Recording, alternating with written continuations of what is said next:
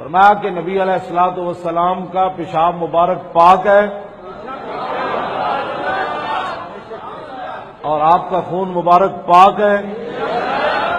اور اگلی جو امام نے بات کی، کہا کہ صرف پاک ہی نہیں بلکہ ان کے ذریعے صحابہ شفا طلب کرتے رہے. کہ صرف پاک ہی نہیں بلکہ ان کے ذریعے صحابہ شفا طلب کرتے رہے. کہ صرف پاک ہی نہیں بلکہ ان کے ذریعے صحابہ شفا طلب کرتے رہے.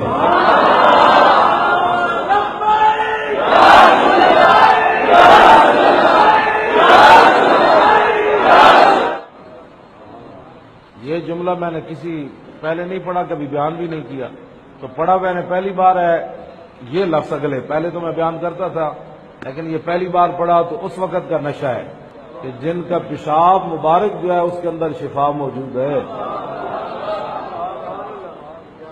اور صحابہ حضور کا پیشاب مبارک اور خون پی کر شفا حاصل کرتے تھے. اور صحابہ حضور کا پیشاب مبارک اور خون پی کر شفا حاصل کرتے تھے. اور صحابہ حضور کا پیشاب مبارک اور خون پی کر شفا حاصل کرتے تھے. کیا اللہ کے نبی صلی اللہ علیہ وآلہ وسلم کا پیشاب اور خون کسی نے پیا ہے؟ دیکھیں اس کے اوپر میری ویڈیو ریکارڈ ہے.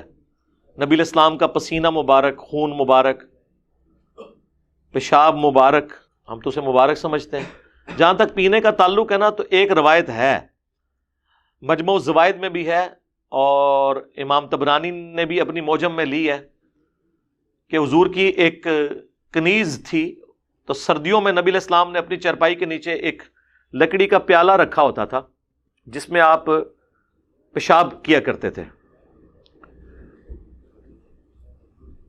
تاکہ اٹھ کے باہر نہ جانا پڑے. اس بیچاری کو نہیں پتا تھا کہ اس میں پیشاب ہے، اس نے اس کو پانی سمجھ کے پی لیا. تو اس کا مطلب ہے کہ اس میں بدبو بھی نہیں تھی، اللہ کے نبی کا پیشاب تھا. اللہ کے نبی ایک ایکسٹرا آرڈنری کوالٹیز والے.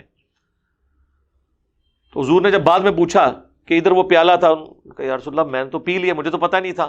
آپ نے فرمایا تم نے اپنے اور جہنم کی آگ کے درمیان ایک مضبوط آڑ قائم کر لی ہے. بس اتنی حدیث ہے. حضور نے کبھی کسی کو ترغیب نہیں دلائی کہ میرا کوئی پیشاب پیے، جس طرح خادم رضوی صاحب پتہ نہیں کون کون سی کہانیاں بیان کیا کرتے تھے. فرمایا کہ نبی علیہ الصلوۃ والسلام کا پیشاب مبارک پاک ہے اور آپ کا خون مبارک پاک ہے. اور اگلی جو امام نے بات کی، کہا کہ صرف پاک ہی نہیں بلکہ ان کے ذریعے صحابہ شفا طلب کرتے رہے. کہ صرف پاک ہی نہیں بلکہ ان کے ذریعے صحابہ شفا طلب کرتے رہے. کہ صرف پاک ہی نہیں بلکہ ان کے ذریعے صحابہ شفا طلب کرتے رہے.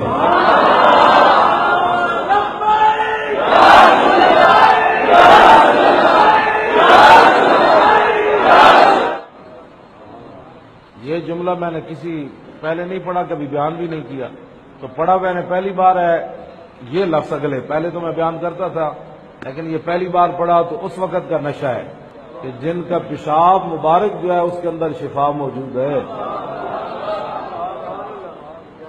اور صحابہ حضور کا پیشاب مبارک اور خون پی کر شفا حاصل کرتے تھے.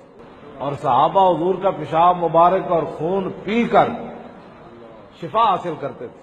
اور صحابہ حضور کا پیشاب مبارک اور خون پی کر شفا حاصل کرتے تھے. ایسا نہیں.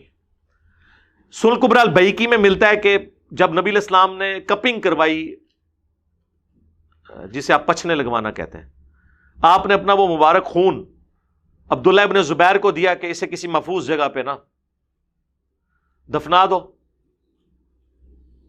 وہ سائڈ پہ جا کے انہوں نے پی لیا. ٹھیک ہے، یہ ایک واقعہ اس طرح کا ملتا ہے. اس کی صحت میں کلام ہے، اور جو پہلی والی حدیث میں نے بیان کی وہ حدیث بالکل ٹھیک ہے.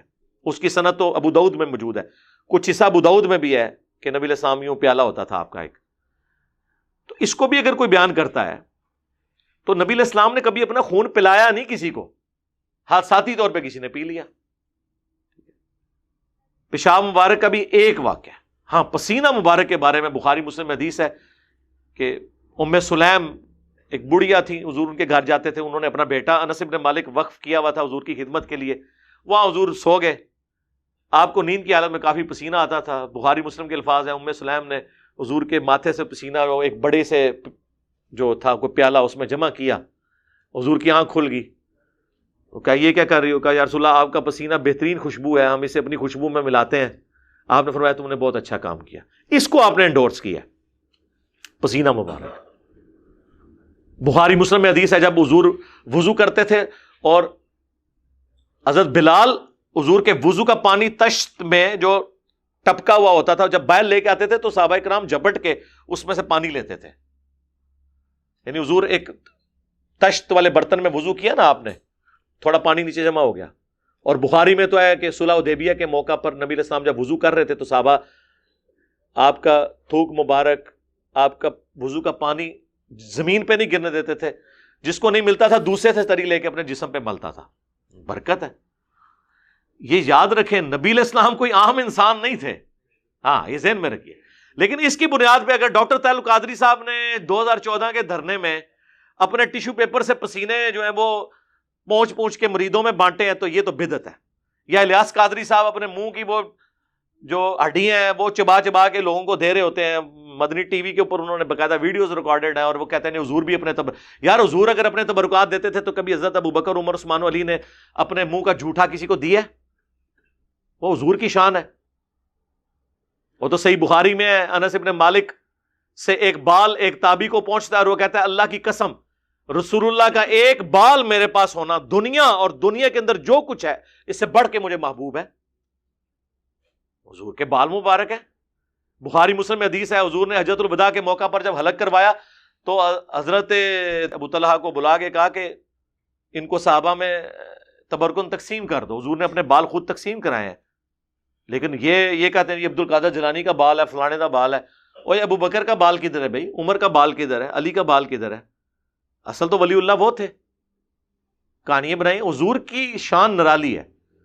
صحیح بخاری میں حدیث ہے ام سلمہ حضور کی بیوی نے حضور کی وفات کے بعد ایک ڈبیا کھولی جس میں چند بال تھے. انہوں نے کہا یہ حضور کے بال میں نے سنبھال کے رکھے ہوئے تبرکن, ہمارا جب بھی کوئی بندہ بیمار ہوتا ہے میں اسے گھول کے پلاتی ہوں, اسے شفا ہو جاتی ہے. صحیح مسلم میں ہے کہ حضور کا ایک کالا جبہ تھا کسروانی طیالسی. اسما بنت ابی بکر کہتی ہیں یہ اما عائشہ کے پاس تھا, میری چھوٹی بہن, جب وہ مر گئی تو میں نے یہ لے لیا. یہ حضور پہنتے تھے اور ہم اس کا دھون مریضوں کو شفا کے لیے پلاتے ہیں. حضور کے تبرکات, اب بال تو ڈائریکٹ تبرک ہے, اور حضور کے جسم سے لگا ہوا کرتا مبارک بھی, اس میں بھی شفا ہے. لیکن اس سے بزرگ تو نہیں ثابت ہو جاتے. اور نہ آپ نے استعمال, یہ کبھی نہیں ہوگا کہ وہ صحابی حضور کے قبر کی مٹی لے گیا وہ چاٹنے کے لیے, نہ یہ کام نہیں ہوا. جیسے حضور دنیا سے گئے ہیں پھر صحابہ کا وہ رشتہ حضور کے ساتھ بن گیا جو آج اہل حدیث کہتے ہیں. جب تک حضور دنیا میں تھے تو صحابہ کا حضور کے ساتھ وہ رشتہ تھا جو بریلوی کہتے ہیں. لیکن آج کا جو معاملہ, آج حضور دنیا میں آ جائیں, ہمارا کوئی پریشانی ہوگی ہم ڈائریکٹ حضور کے پاس جائیں گے. وہ کہتے ہیں لوگ حضور سے جا کے مانگتے تھے, کیوں نہیں, ہم حضور سے ہی مانگیں گے, سامنے ہونا. صحیح مسلم میں حدیث ہے حضور کو ایک صحابی وضو کرواتے تھے, ربیہ, ایک دن سمندر رحمت جوش میں فرمایا سل ربیہ مانگ کیا مانگتا ہے؟ کہ رسول اللہ جنت میں آپ کا پڑوس مانگتا ہوں. انہوں نے کو پہلے تیاری کر کے نا نوٹس بنا کے رکھے سن, جدو ہی حضور نے کہتے کیا نہ منو, آپ فرمایا پھر کثرت سجود سے میری مدد کر, یعنی تو نمازیں زیادہ پڑھا کر, میری دعا کی برکت سے اللہ تجھے یہ دے دے گا. اور ربیہ کچھ اور بھی مانگنا ہے تو مانگ لے. کہا نہیں یا رسول اللہ اتنا ہی کافی ہے, اس سے بڑی اور چیز کوئی مانگ سکتا ہے؟ مجھے بتائیں دنیا میں اس سے بڑی ایک ہی چیز مانگی جا سکتی ہے کہ کوئی شخص یہ کہے کہ اللہ مجھے پیغمبر بنا دے. پیغمبر بننے کے بعد اگر کوئی دنیا میں سب سے بڑی چیز مانگی جا سکتی ہے نا اللہ سے, وہ جنت میں نبیوں کا پڑوس ہے. آپ کے علم میں کوئی اس سے بڑا کوئی درجہ ہے تو مجھے بتا دیں. لیکن پیغمبر تو وہ بھی ہوتا ہے اللہ کی اطاعت سے, وہ کوئی دعا سے نہیں بن سکتا, پڑوس مل سکتا. تو صحابہ کرام نے رضوان حضور سے مانگتے تھے, لیکن جب سامنے موجود ہے, بخاری مسلم میں حدیث ہے بارش نہیں ہو رہی, حضور کے پاس آئے ہیں, یا رسول اللہ, خطبے میں کھڑے ہو گئے, حضور نے دعا کی. صحابہ کہتے ہیں جاتے ہوئے ہم گئے تھے, اتنی کڑک دھوپ میں واپس آئے, بلکہ ممبر پہ ہی حضور تھے تو آپ کی داڑھی سے بھی بارش کے قطرے ٹپکنا شروع ہو گئے, مسجد نبوی کا چھت بھی ٹپکتا تھا. پورا ہفتہ بارش ہوئی. اگلے جمعے وہی بندہ دوبارہ کھڑا ہوا, یا رسول اللہ اللہ سے دعا کریں ہمارے تو اب گھر ٹپکنے شروع ہو گئے ہیں, اور دعا بھی دیکھیں کیسی مرضی کروائی ہے کہ ہماری زمینوں پہ بارش ہو، گھروں پہ نہ ہو. مسلم شریف کے الفاظ ہیں، حضور نے یوں اوپر دیکھا، آپ نے اپنی مبارک انگلی سے یوں بادلوں کو اشارہ کیا، بادل ٹوٹے، اور اہل مدینہ میں بارش نہیں ہو رہی، سائڈ پہ ہو رہی ہے. تو صحیح بخاری میں حدیث ہے، ایک صحابی کی پنڈلی کی ہڈی ٹوٹ گئی، حضور نے اس کو کسی اسائنمنٹ میں بھیجا تھا، اس نے واپسی پہ چھلانگ ماری قلعے کی دیوار سے، پنڈلی کی ہڈی ٹوٹ گئی. اسی حالت میں اس نے اپنی پگڑی کھول کے اپنے یعنی ہڈی کو باندھا، لنگڑاتا ہوا حضور کے پاس آیا کہ جی میں نے آپ کا کام کر دیا. وہ کعب بن اشرف کو قتل کیا، وہ گستاخ رسول تھا جو حضور کو بہت تکلیفیں دیتا تھا. حضور نے خود پوچھا کہ یہ کیا ہوا ہے؟ ان کا یا رسول اللہ میں نے چھلانگ ماری اتنی اونچی دیوار سے، تو عبد القادر جیلانی تو لینڈ کر سکتے تھے، وہ اڑ سکتے تھے، میں تو نہیں اڑ سکتا نا. ہاں اگر ایک صحابی عبداللہ ابن عتیق قلعے کی دیوار سے چھلانگ مارے اور ان کی پنڈلی کی ہڈی ٹوٹ جائے تو بابے شاہی کوئی نہیں، وہ تو نہیں اڑ سکے. یہ کہتے ہیں نا جی ایک صحابی کے گھوڑے کے قدموں سے جو خاک اڑتی ہے وہ اس کے نتنوں میں جا کے بیٹھے گھوڑے کے، تو اس کو کوئی گوس کتب نہیں پہنچ سکتا. تو عبداللہ ابن عتیق تو حضور کے تربیت یافتہ تھے، صحابی تھے. حضور نے خود ہی پوچھ لیا. ہم سے پوچھا، ہم کہتے ہیں یا رسول اللہ دیکھو کام بھی کیتا ہے، تھوڑے پیچھے لت بھی پنوا لی ہے. نہیں، پوچھنے پہ بتایا. اس نے فرمایا ادھر کا ٹانگ سیدھی کی، ہاتھ پھیرا. کہتے ہیں اللہ کی قسم اس طرح ہو گئی کہ کبھی ٹوٹی نہیں تھی. یہ صحیح بخاری میں. لیکن آج کوئی کہتا ہے جی قبر رسول سے جا کے میں نے کرنا ہے، تو میں نے ان کو کہا ہے کہ مولویوں کوئی ایک قربانی کرے نا، اس کی ٹانگ توڑواتے ہیں کسی مشین پہ، لے جائے روزہ شریف پہ ٹھیک کروا کے بتائے. نہیں ہو سکتا اس طرح. جب تک حضور سامنے موجود تھے ان سے کمیونیکیشن تھی. آج کمیونیکیشن ہے، ہمارا درود و سلام پہنچتا ہے ان تک. سنن نسائی میں حدیث ہے زمین میں فرشتے سیاحت کرتے ہیں، میرے امتیوں کا سلام میرے تک پہنچاتے ہیں. بخاری مسلم میں حدیث ہے جب تم درود شریف پڑھو گے زمین و آسمان میں، جب تم پڑھو گے السلام علیکہ ایھا النبی اور السلام علینا وعلی عباد اللہ الصالحین، تو ہر نیک بندے تک اللہ تمہارا سلام پہنچا دے گا. صلوات بر محمد وآل محمد، اللہم صلی علی محمد وعلی آل محمد. تو یہ سارے کام کرنے میں بڑے شیر ہیں. قبر کی مٹی مل جائے، گنبد خضرا کا رنگ مل جائے، اللہ دے بندیو اے قرآن اللہ دے نبی تو دے کے گئے نا، اینو بھی کھولو، اینو ہی کھولو. وہ مولانا اسحاق صاحب کا اگلے دن ایک کلپ بڑی اچھی وہ بات کر رہے تھے پنجابی میں، خیر مزہ آتا ہے. وہ کہنے لگے کہ جی کوئی شخص اپنے پیو نو کہ منو تیرے نال بڑی محبت ہے لیکن میں گل تیری کوئی بھی نہیں مننی. ابا بڈھا پانی مانگ رہا پیالے چ، کہنا ابا میں تیرے نال عشق کرنا پر پانی نہیں میں پلانا. تو ابا منے گا عشق؟ تو اللہ کے نبی آپ سے کیا چاہتے ہیں؟ قرآن وَأُوحِيَ إِلَيَّ هَذَا الْقُرْآنُ لِأُنذِرَكُم بِهِ وَمَن بَلَغَ. اے نبی تم فرما دو اللہ نے مجھے قرآن اس لیے وحی کیا تاکہ میں تم تک بھی اس کی دعوت پہنچا دوں، اور جس تک یہ دعوت پہنچ جائے قرآن کے ذریعے دعوت کرے. حضور تو ہمیں قرآن دے کے گئے. غدیر خم پہ قرآن اور اہل بیت، حجت الوداع کے اوپر غدیر خم میں صحیح مسلم میں 4 حدیثیں، المستدرک الحاکم میں حدیث قرآن اور سنت حجت الوداع کے موقع پر. وفات تک قرآن کی بات ہوئی ہے. عبداللہ ابن ابی اوفا سے کسی نے پوچھا کہ بتائیں رسول اللہ نے اپنا وصی کسی کو بنایا، کسی کے لیے وصیت کی؟ انہوں نے کہا اللہ کے نبی نے ہمیں قرآن کے مطابق چلتے رہنے کی وصیت کی تھی.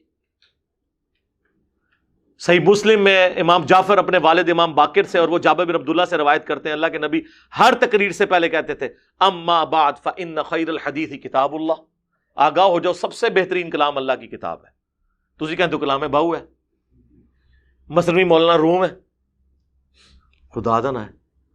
وخیر الہدی ہدی محمد صلی اللہ علیہ وآلہ وسلم. سب سے ہدایت یافتہ راستہ محمد صلی اللہ علیہ وآلہ وسلم کا ہے. بدترین کام وہ ہیں جو دین میں نئے جاری کیے جائیں. وَكُلَّ مُحْدَثَةٍ بِدْعَةٍ وَكُلَّ بِدْعَةٍ ضَلَالَةٍ وَكُلَّ ضَلَالَةٍ فِي النَّارِ. تمام نئے کام بدعتیں ہیں، بدعتیں گمراہیاں ہیں اور یہ جہنم میں لے جانے والی ہیں. سر دنیا بدل چکی ہے. جمعے کی نماز کے بعد درود السلام جو کھڑے ہو کر پڑھا جاتا ہے، اس پہ میری ویڈیو دیکھ لیں. جمعے کے بعد صلاۃ السلام پڑھنا تفصیل سے میں نے بیان کیا ہے، اس کا کوئی ثبوت موجود نہیں ہے. ویسے درود شریف آپ پڑھیں، ابو داؤد میں حدیث ہے کہ جمعے کا دن جو ہے وہ اللہ کے نزدیک ایک متبرک دن اس حوالے سے ہے، یوم مشہود ہے. اس دن آدم علیہ السلام پیدا ہوئے، اس دن فوت ہوئے، اس دن قیامت قائم ہوگی. جمعے کے دن مجھ پہ کثرت سے درود پڑھو، تمہارا درود مجھ پہ پیش کیا جائے گا. صحابہ نے کہا جب آپ مر جائیں گے اور آپ کی ہڈیاں مٹی میں مل جائیں گی، یہ الفاظ ہیں، تو کیا آپ کو درود پہنچے گا؟ تو آپ نے فرمایا ان اللہ حرم علی الارض ان تأکل اجساد الانبیاء، بے شک اللہ نے حرام کر دیا ہے مٹی کے لیے کہ وہ نبیوں کے جسموں کو کھائے۔ تو دروشی پہنچتا ہے، لیکن یہ جو مصطفیٰ جان رحمت پہ لاکھوں سلام ویسے کسی نعت کے طور پہ پڑھنا ہے، چاندے کے شعر کے علاوہ باقی شعر بہت اچھے ہیں، باقی سے یہ روٹین بنانا، یہ تو ظاہر ہے جب ایک شروعی ابو ہے تو یہ پھر سنت تو نہیں ہوگا نا، اور نہ آپ اس کو یہ اس طریقے سے لے کے چلیں گے۔ اللہم انی اسألک بانک انت اللہ لا الہ الا انت الاحد الصمد الذی لم یلد ولم یولد ولم یکن لہ کفوا احد وإلہکم الہ واحد لا الہ الا هو الرحمن الرحیم الف لام میم اللہ لا الہ الا هو الحی القیوم اللہم صلی علی محمد وعلی آل محمد اللہم اغفر لحینا ومیتنا وشاہدنا وغائبنا وصغیرنا وکبیرنا وذکرنا وانثانا اللہم من احییتہ منا فأحیہ علی الاسلام ومن توفیتہ منا فتوفہ علی الایمان اللہم ربنا آتنا فی الدنیا حسنہ وفی الآخرۃ حسنۃ وقینا عذاب النار ربنا آتنا من لدنک رحمۃ وہیئ لنا من امرنا رشدا اللہم احسن عاقبتنا فی الامور کلہا واجرنا من خزی الدنیا وعذاب الآخرہ۔ اے اللہ جن جن بھلائیوں کا سوال تیرے محبوب صلی اللہ علیہ وآلہ وسلم نے تجھ سے کیا، ہمارے حق میں، ہمارے ماں باپ کے حق میں، ہمارے بیوی بچوں کے حق میں، پوری امت کے حق میں قبول و منظور فرما۔ جن جن چیزوں کے شر سے تیرے محبوب علیہ السلام نے تیری پناہ طلب کی، ہم تمام کو ان چیزوں کے شر سے اپنی پناہ عطا فرما۔ پورے عالم اسلام کی خیر فرما، بالخصوص پاکستان کو اندرونی بیرونی خطرات سے محفوظ فرما۔ دنیا میں جہاں کہیں بھی مسلمان مظلوم ہیں، چائنا میں، کشمیر میں، فلسطین میں، شام میں، عراق میں، افغانستان میں، پاکستان میں، غیب سے ان کی عزت، آبرو، جان مال کی حفاظت فرما۔ حاضرین کے دلوں میں جو جو نیک اور جائز دعائیں قبول فرما۔ حاضرین کے جو چھوٹے بڑے رشتہ دار فوت ہو چکے ہیں اللہ، جتنے مسلمان آج تک فوت ہوئے تمام کی مغفرت فرما۔ سبحان ربک رب العزت عما یصفون وسلام علی المرسلین والحمد للہ رب العالمین وصلی اللہ علی النبی الکریم وعلی آلہ واصحابہ اجمعین الی یوم الدین۔